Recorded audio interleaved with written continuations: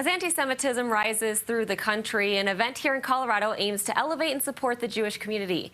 The annual Jewish Film Festival is back for the 26th year, and it includes 34 films and shorts from 14 countries and is being offered as both an in-person and virtual event. So joining me now is Rich Coden, the general manager of the JCC Meisel Arts and Culture Center. And many films this year tell stories of perseverance. How do these stories differ from other years?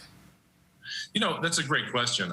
I think there's always a theme of perseverance, but I think one of the things that we noticed when we were reviewing the films this year was really how much that sort of shone through. And I think that had a lot to do with kind of what we've all been through over the last couple of years. You know, these films were made by and large during a pandemic.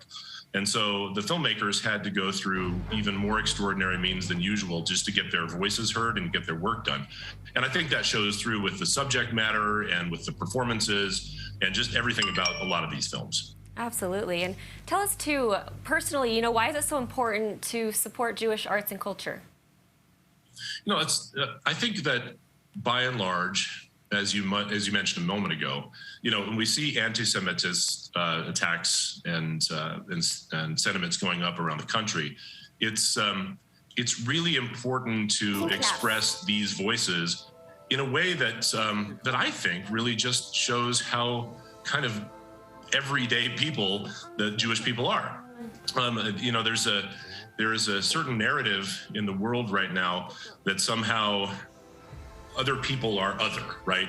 And I think one of the things that really shines through with these films and this festival is that these are very human stories. They're human stories told through a Jewish lens, often about Jewish people, but they're human stories about real people. Many of them are based on true stories. And I think that that's one thing that people can really take away from the festival is just how kind of extraordinary these stories are in their ordinariness.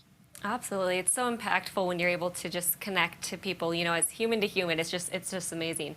Tell us too, almost half of the films this year are directed by women. Was that something that was on purpose, or did it just happen to be like that? I would love to say that we went through and tried to focus on that, but what I'm even happier to say is that we didn't have to.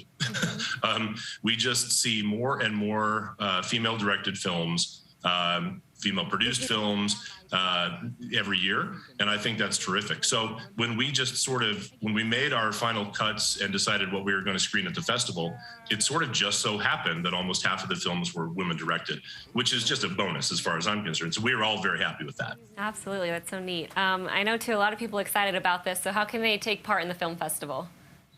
Well, I think the easiest way to do this is to go to jccdenver.org. And when you hit the website, you'll see a big splash page for Denver Jewish Film Festival.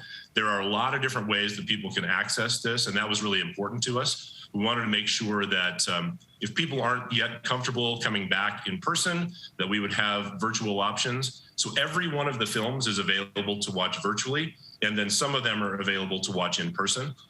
We have everything from all access passes, which gets you carte blanche to every single thing we offer, to individual screenings if people just want to take in one or two. Absolutely. Great. Well, thank you so much, Rich, for talking to us about this. We really appreciate it.